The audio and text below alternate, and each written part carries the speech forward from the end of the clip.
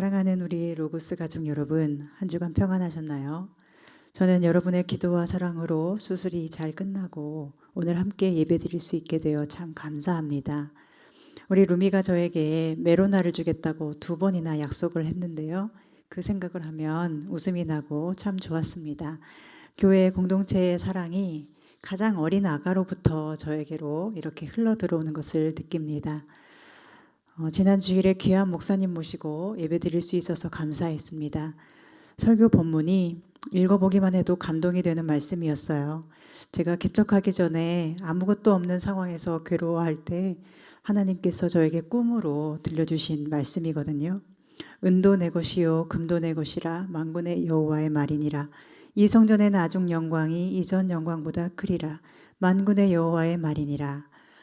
이 말씀으로 일으켜 주시던 주님의 사랑이 다시 한번 생각나고 가장 힘든 이 순간에 또다시 주님께서 응원해 주시는 것 같아서 참 감사했습니다. 그리고 여러분이 저를 강하게 설득해 주신 덕분에 지난 주일에 무리하지 않고 회복에 전념할 수 있었던 것도 감사합니다. 수술 전에는 어떻게든 제가 설교를 할 수 있을 거라고 생각했었는데 정말 큰일 날 뻔했죠. 이번 수술은 전보다 훨씬 어렵고 많이 아팠기 때문에 막상 주일이 되어서도 움직이기가 쉽지 않더라고요. 그래서 주일 예배 블로그도 처음으로 쓰지 못하고 계속 통증과의 싸움을 지속했던 것 같습니다. 그래도 하루 이틀 조금씩 차도를 보이면서 회복이 되고 이렇게 다시 설교할 수 있는 순간을 주신 하나님께 감사드립니다. 모든 것이 은혜입니다. 여러분이 교회로서 든든하게 존재해 주시고 주님께서 교회인 여러분을 강하게 지켜주신 덕분이라고 생각합니다.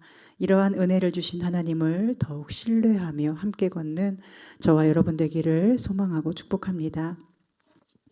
오늘 감사주일인데요. 감사절이니 감사에 관한 이야기를 해야겠죠? 어떤 사람이 질문을 받았습니다. 당신은 누군가가 100억을 준다면 받겠습니까?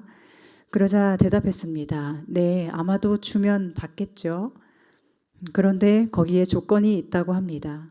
100억을 받는 대신에 당신은 내일 아침에 눈이 멀어 있을 것입니다. 그래도 받겠습니까? 그러자 안 받겠다고 대답하는 그에게 질문자는 다시 말합니다. 당신의 눈은 100억 이상의 가치를 가지고 있다고. 그러니 이제 날마다 아침마다 그 사실에 감사할 수 있지 않겠느냐고 말입니다. 이것은 자연스러운 우리의 사고의 흐름과도 같지요. 평소에는 크게 가치를 두지 않던 것도 헤아려 보면 감사하지 않은 것이 없다는 것, 감사하자는 것 말입니다. 물론 이것도 매우 중요합니다. 자신이 가진 소중한 시간, 소중한 관계들, 지금 누리고 있는 건강이나 안전함 같은 하나하나들이 얼마나 귀중한 은혜인지를 알고 사는 것이 우리 행복에는 매우 중요합니다. 감사할 때 우리는 행복을 느끼니까요. 그런데 오늘 다니엘의 감사는 조금 다릅니다. 다니엘은 감사의 조건이 없는 상황이었어요. 바벨론의 나라가 완전히 망하고 10대 소년 시절에 포로가 되어서 잡혀와서 지금 약 80대의 노인이 되어 있습니다. 하나님의 은혜로 죽지 않고 살아서 여기까지 왔습니다. 하나님을 바라보고 신뢰한 덕분에 그 믿음을 하나님이 기뻐하셔서 다니엘과 친구들을 안전하게 지키시고 높은 곳에 세우셨어요. 그러나 이제 어떤 일이 일어납니까? 죽을 일이 눈앞에 다가오는 거예요. 수명이 다해서 잠을 자다가 편히 죽는 죽음이 아니고 굶주린 사자가 우글거리는 굴 속으로 던져져서 온몸이 찢기고 뼈도 못 추리고 처참히 죽는 것입니다. 지금까지의 모든 수고가 허사가 되는 순간입니다. 믿음으로 살려고 한 모든 노력이 수포로 돌아가는 순간입니다. 세상 권세가 다니엘을 죽일 능력을 다 가지고 있는 것처럼 보이는 순간입니다.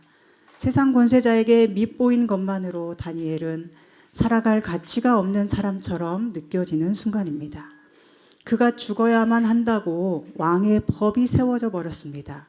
다니엘을 살려두면 안 된다고 모두 소리치는 순간입니다. 그러나 다니엘은 어떻게 하죠?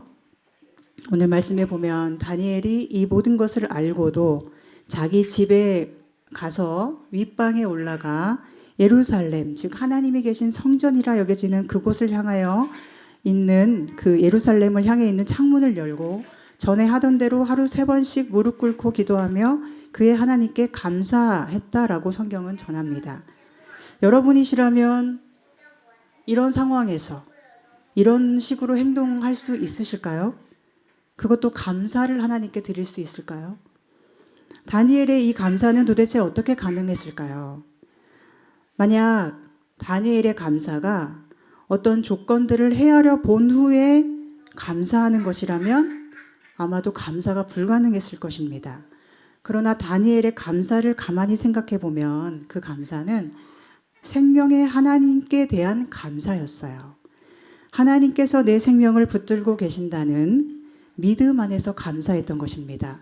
나를 죽이기도 하고 살리기도 할 수 있는 것이 왕이 아니라 오직 생명의 하나님께서 나를 죽이기도 살리기도 하심을 그는 믿었던 것입니다. 여러분, 하나님은 죽이시는 하나님이신가요? 살리시는 하나님이신가요? 네, 당연히 살리시는 하나님이시죠. 그렇다면 사자굴을 피해 가는 것이 사는 것입니까? 하나님 안에 있는 것이 사는 것입니까? 그렇죠. 하나님 안에 있는 것이 사는 것이죠. 하나님을 부인하여 잠시 목숨 부지하는 것이 생명을 누리는 것이 아니고 어떤 상황에도 하나님과 하나 되어 함께 있는 것이 우리의 생명인 줄 믿습니다. 그런데 그 생명의 하나님이 나의 아버지이세요. 그래서 10절에 말씀하는 것은 그의 하나님께 감사였더라. 그분이 내 아버지, 내 하나님이시니 그분과 나의 이 끈끈하고 완전한 결속력 있는 관계로 인해서 감사하는 것, 이것이 다니엘의 감사였던 것입니다. 사자굴에 들어가도 나를 어떻게든 살려주실 거야 라고 믿어서 감사한 게 아니라 하나님이 나의 하나님이셔서 우리 관계가 신뢰로 가득한 것이어서 그분은 나를 절대로 버리지 않는 신실하신 분이셔서 내 곁에서 나를 붙들고 계시고 고통 속에서도 내 손잡아 인도하시기 때문에 생명의 하나님으로 인해서 그분이 나의 아버지 되신다는 관계의 확실함으로 인해서 그는 사자굴 앞에서도 하나님을 향해 감사의 고백을 올려드린 것이 아니겠습니까? 하나님을 향한 사랑 그리고 신뢰를 가지고 있었기 때문에 죽으러 던져지는 상황이 오는데도 감사한 것이에요. 오늘 우리 감사는 어떤가요? 상황이나 조건을 헤아려 보고 그것에 의지하는 감사는 사실은 영원할 수가 없고 또 진실하지도 못해요. 그 모든 조건들은요, 반드시 무너지는 순간이 오기 때문입니다. 그리고 우리는 우리 앞에 다가올 현실을 마음대로 바꿀 수가 없고 미래를 전혀 예측할 수도 없는 무능한 존재들이기 때문이에요. 여러분, 추수감사절의 유래를 다 아시죠? 영국의 청교도 약 100여 명이 신앙의 박해를 피해서 지금의 미국 땅으로 이주를 했는데 너무나 춥고 양식이 전혀 없고 몸에 병이 들어서 그 중에 절반이 죽었다고 하죠. 그 절반만이 살아남아서 원주민들의 도움을 받아 결국 그 이듬해에는 씨앗을 뿌리고 곡식을 추수해서 하나님께 감사드린 것이 유래가 되어 미국에서는 아주 중요하게 지키는 절기가 되었다고 하죠. 이 사람들을 한번 생각해 보세요. 이 사람들은 무엇이 감사했을까요? 100명 중에 50명 정도가 죽었다면 사랑하는 남편, 아내, 자식, 소중한 가족, 친구들이 죽은 거잖아요. 주님을 믿는 신앙 하나로 나라를 떠나 척박한 곳으로 간 것인데 하나님이 어떻게 이렇게 인도하실 수 있는가? 하나님이 정말 살아계시다면 어떻게 우리를 이렇게 고통스럽게 인도하실까? 라고도 생각할 수 있지 않을까요? 그런데 그들은 여기까지 인도하신 하나님께 감사하고 얼마나 많은 고난을 겪었더라도 지금 살아있다는 그 생존에 대한 감사를 하나님께 드립니다. 모든 것이 하나님의 은혜임을 고백합니다. 살아있어도 은혜이고 죽는 순간에도 그것은 은혜임을 그들은 그 감사의 행위를 통해 고백한 것이라고 저는 생각합니다. 이번에 수술을 하고 3일 동안은 정말 끔찍하게 고통스러웠습니다. 수술 직후에 통증이 전혀 줄어들지 않고 3일 동안 계속되었습니다. 거의 생지옥을 맛본 것 같아요. 그러면서 생각했어요. 아, 지옥은 고통이 끝나지 않고 이런 고통이 영원히 지속되는 곳인데, 그렇다면 주님의 구원이 없는 지옥의 삶이란 얼마나 끔찍한 것인가. 무통주사를 15분마다 누르게 되어 있는데 제가 얼마나 그거를 빨리 눌렀는지 너무 빨리 떨어졌어요. 그런데 다시 안 주더라고요. 그래서 그 끔찍한 고통 속에서 침대 난간을 잡고 어떻게든 통증을 참고 버티려고 했지만 저에게 오는 것은 차갑고 딱딱한 느낌, 그 침대 난간의 그 느낌이 저를 좀 힘들게 했습니다. 그러면서 이제 퇴원하면 첫 설교가 추수감사주일 설교인데, 그렇다면 내가 지금 아무리 아파도 감사할 수 있어야 하는데 도저히 감사가 안 나오는 것을 경험했어요. 오히려 불편한 마음이 제 속에 들어왔어요. 아니, 감사가 의무야? 감사 억지로 하는 거야? 이렇게 아파 죽을 것 같은데 어떻게 감사할 수 있어? 아, 그러면 너무 폭력적인 거 아니야? 이런 생각에 참 마음이 힘들었어요. 그 무엇보다 힘든 것은요, 통증을 오롯이 혼자서 견뎌야 된다는 사실이었어요.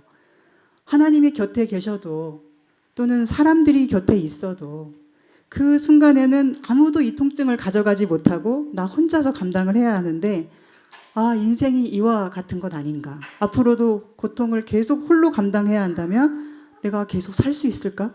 이런 생각까지 계속 들어왔어요. 그러면서 계속 죄책감이 또 드는 거죠. 감사해야 되는데 왜 감사가 나오지 않지? 어떤 상황에도 감사하자고 설교해야 될 사람인데 왜 감사할 수 없지? 그때를 지나오면서 제가 느낀 것은, 아, 사람이 정말로 극심하게 고통스러울 때는 감사할 수가 없구나 였습니다. 오히려 그렇게 한다는 것은 하나님을 잘 모르는 것일 수 있다는 생각을 했어요. 자식이 아파서 죽는 고통을 느끼는데 부모가 너 왜 감사 안 해? 라고 할 부모가 있습니까? 자식이 아파 죽는데도 아파 고마워요 라고 한다면 그 자식에게 정상이라고 할 부모가 어디 있겠어요? 그거는 위선이고 가식 아닙니까? 생각해보니 우리 주님도 십자가의 끔찍한 고통 속에 울부짖으셨고 그때는 감사를 안 하셨더라고요. 나의 하나님, 나의 하나님, 어찌하여 나를 버리셨습니까? 하나님이 내 아버지신데 어찌 이 아들을 고통 속에 내버려 두십니까? 처절한 울부짖음으로 주님은 아버지를 찾으셨어요. 어떻게 보면 불평하셨죠. 토로하시고 슬퍼하셨어요. 위선 없이, 가식 없이 하나님을 아버지로 모신 아들로서 주님은 그곳에 존재하셨어요. 그곳에서 누구보다도 마음 아프실 아버지를 예수님은 몸으로 전혀 느끼지 못한 채로 오롯이 홀로 고통을 견디고 계셨습니다. 극심한 통증이 있었던 그 2, 3일 동안에 제가 참 우울했던 것 같아요.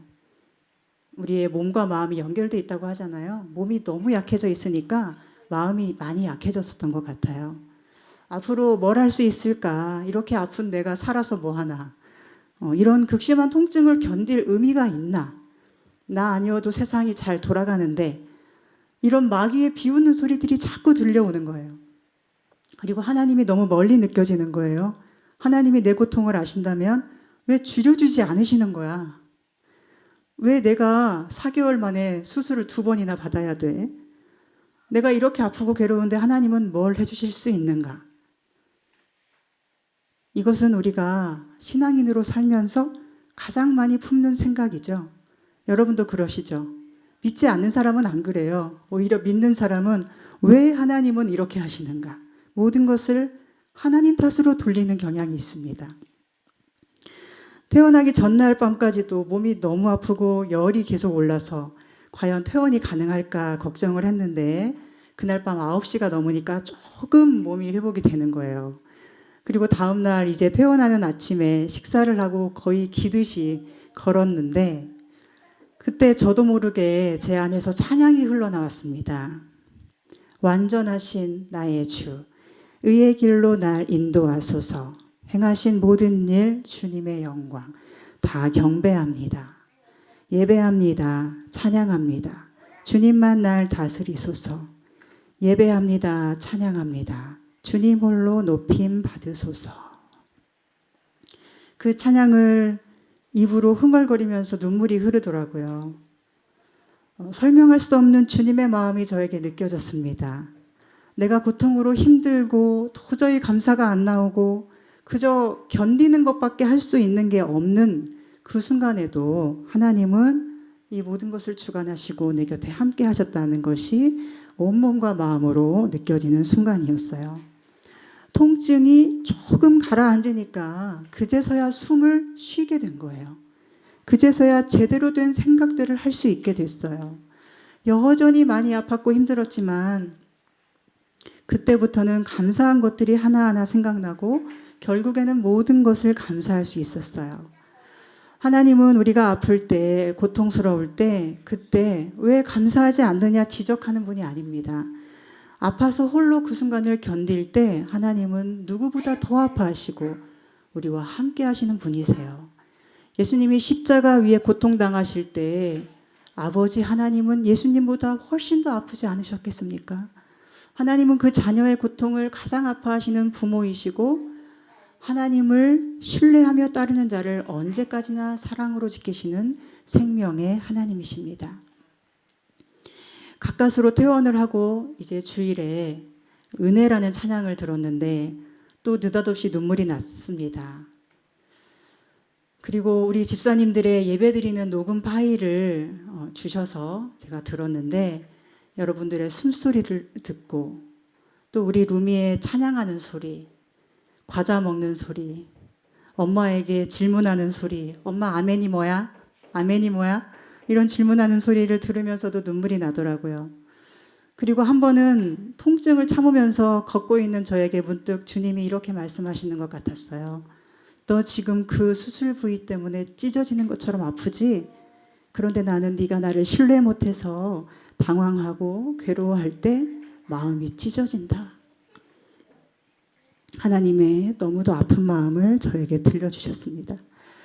제가 이런 고백을 하는 이유는 여러분에게도 언젠가 도저히 감사할 수 없는 순간이 올 때 이상한 것이 아님을 기억하라는 거예요. 그러나 고통 속에서 괴로워하고 아파하고 슬퍼하고 눈물을 흘릴 수는 있지만 고통 때문에 하나님을 내 아버지라 신뢰하는 믿음을 잃어버리고 하나님을 향해 드려야 할 사랑이 흔들린다면 그것은 하나님이 가장 아파하시는 우리의 모습일 것입니다. 우리에게는 누구나 사자굴에 던져지는 순간이 옵니다. 늘 생존을 위협하는 세상을 우리는 살아갑니다. 질병으로, 월급 봉투로, 또한 어떤 불안으로 죽음의 위기는 곳곳에 도사립니다. 그리고 마침내 죽음이 누구에게나 옵니다. 누구나 잠깐 웃어도 곧 슬픔의 날이 오게 되어 있습니다. 사자굴이라는 것은 이 땅의 모든 사람 앞에 반드시 찾아옵니다. 그러나 하나님은 생명의 하나님이십니다. 다니엘을 통해 우리에게 보여주시는 것은 생명의 하나님을 믿고 가면 죽는 것 같지만 반드시 살고 그분이 내 하나님이시고 아버지이심을 신뢰하고 가면 절망인 것 같지만 반드시 소망으로 웃게 하신다는 것입니다. 이것이 성경이 약속하시는 믿는 자의 최후 승리입니다. 다니엘은 그것을 믿고 갔으므로 모든 것이 끝나버리는 사자굴에 던져질 그 순간에도 그의 하나님께 감사했던 것입니다. 그 사자굴 속에서는 어떻게 되었는지 아무도 몰라요. 그 속에서도 감사했을까요? 아니면 그 속에서는 사자들로 인해 두렵고 불안하고 무서웠을까요? 그러나 그가 살아계신 생명의 하나님으로 인해 다시 구원받았을 때 그는 여전히 감사하고 하나님께 찬양을 드립니다. 저는 이것이 우리 모든 사람의 종말을 보여준다고 생각해요. 사자굴 앞에 서야 할 때, 즉 우리 개인의 종말이 올 때 그것을 우리는 세상이 나를 심판하는 순간이라고 생각하지만 사자굴은 세상이 나를 심판하는 순간이 아니고요. 하나님이 세상을 심판하시고 우리를 살리려고 부르신 순간임을 기억해야 합니다. 그러니 끔찍한 고통의 한복판에서는 도저히 감사할 수 없는 우리일지라도 사자굴 앞에 서기까지 주어진 오늘 하루하루 순간순간 속에서 아버지를 사랑하고 신뢰하는 진정한 감사를 회복할 수 있기를 소망합니다. 억지 감사 아니고 괜찮은 척 하자는 것 아닙니다. 감사를 겉으로 하는 게 아니라 아버지를 신뢰하고 사랑하는 것이 자녀가 드릴 수 있는 최선의 감사입니다. 아플 때는 울고 찡그리고 내 곁에 계신지 확인도 하고 신음소리 한숨소리 공유도 하고 아프다고 말하고 울기도 하고 모든 것을 함께하는 것이 하나님께 드릴 우리의 감사입니다. 여기에는 사랑과 신뢰가 전제되는 것이죠. 관계가 전제되는 것입니다. 그리고 또 한 가지 기억하기 원하는 것은 하나님께 우리는 매우 귀한 존재라는 것입니다. 세상은 다니엘을 미워하고 죽이려고 했어요. 그가 세상에서 귀한 사람이 아니었어요. 사라지기를 원했어요. 다니엘이 뭘 잘못해서인가요? 다니엘은 매우 똑똑했고 의로웠고 정직했고 또한 어떻게든 다른 사람을 살리려고 하는 사람, 믿음이 좋은 사람이었어요. 그러나 그럼에도 불구하고 세상은 그를 미워하고 죽이려 했습니다. 오늘 우리가 세상에서 받는 대우와 똑같지 않습니까? 세상은 우리에게 쓸모없다고 합니다. 그래서 우리는 자꾸 세상에서 뭔가를 해냄으로써 쓸모있는 존재가 되려고 합니다. 그러나 하나님은 다니엘을 통해 우리에게 보여주십니다. 세상이 쓸모없다고 버린 다니엘을 하나님은 가장 귀히 여기시고 다니엘에게 쓸모없다 죽어라 한 그 사람들을 하나님은 쓸모없다 죽어라 하고 사자굴에 던지셨다는 것을 말입니다. 세상에는 이런 애들이 참 많이 있습니다.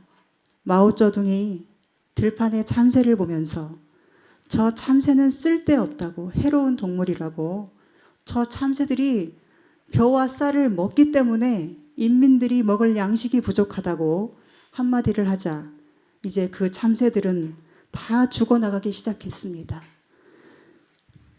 그 쓸모없어 보이는 참새들이 다 박멸돼 버리고 나서 이제 해충이 득세하죠. 대기근이 찾아옵니다. 그리고 그때 3천만 명에서 6천만 명에 이르는 사람들이 굶어 죽었다고 하죠.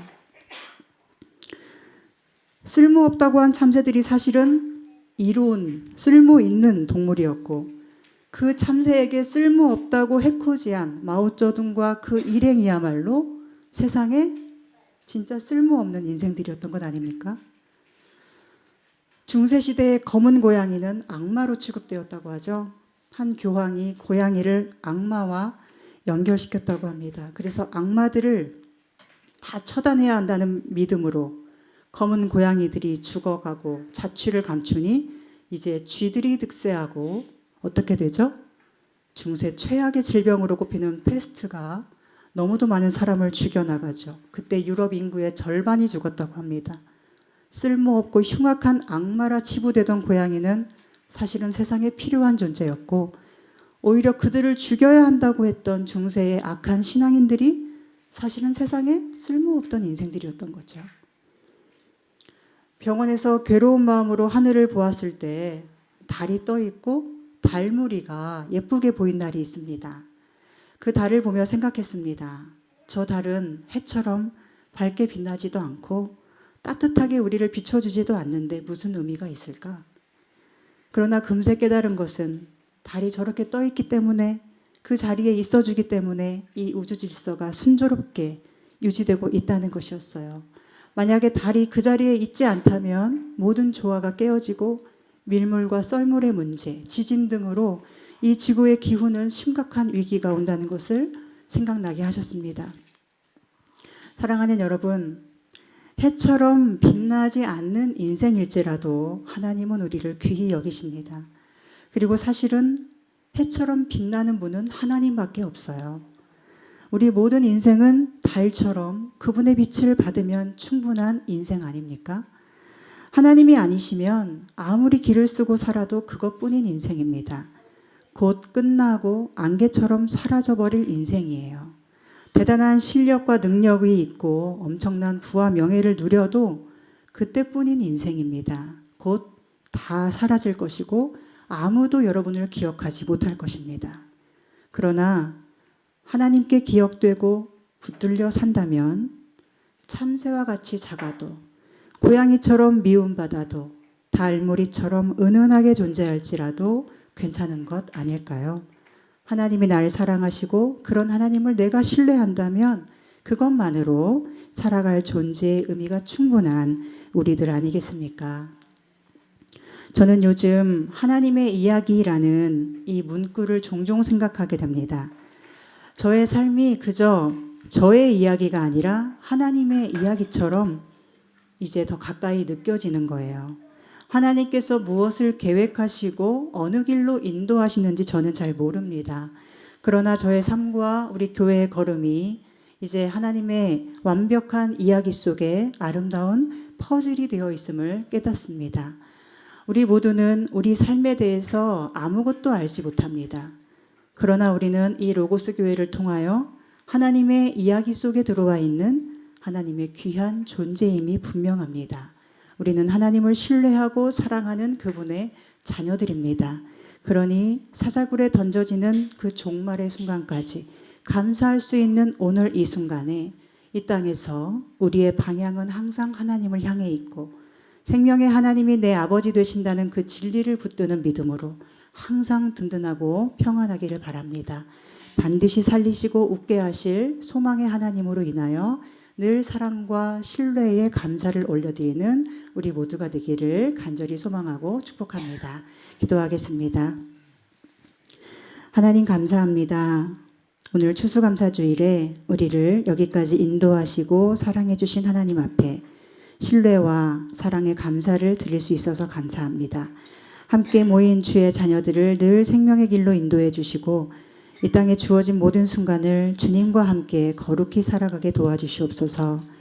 우리를 살리는 것은 오직 하나님의 사랑임을 기억하게 하셔서 세상을 두려워하지 않고 영원하신 주님만을 사랑하며 삶의 기준을 믿음으로 든든히 세워가게 하여 주시옵소서.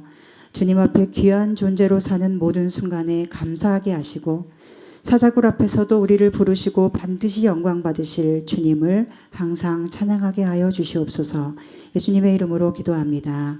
아멘.